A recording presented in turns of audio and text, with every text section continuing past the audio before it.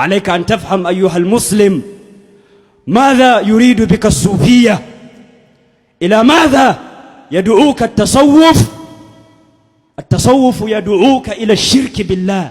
انتبه، الصوفية يريدون بك أن تكون مشركا بالله، تدعو غير الله، تستغيث بغير الله، تتوكل على الأموات بقلبك لا على ربك.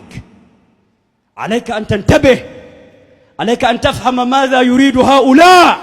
قد كتبوا كلامهم وصنفوا عقيدتهم وبينوا منهجهم الذي يدعون المسلمون إليه، وهو الشرك الأكبر، عبادة الأموات، عبادة القبور من دون الله رب العالمين، الوقوع في الشرك الذي حرمه الله ورسوله. فيجب التحذير من هؤلاء المجرمين.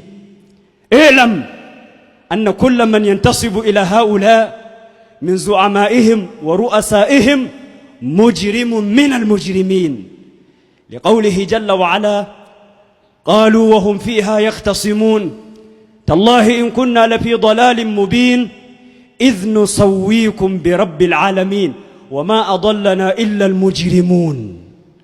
فسمى الله جل وعلا الذين أضلوا الناس عن عبادة الله وإفراد الله جل وعلا بالعبادة، وأمروا الناس بالشرك بالله وعبادة الأوثان وعبادة القبور وسؤال الأموات، سماهم الله جل وعلا مجرمين في كتابه.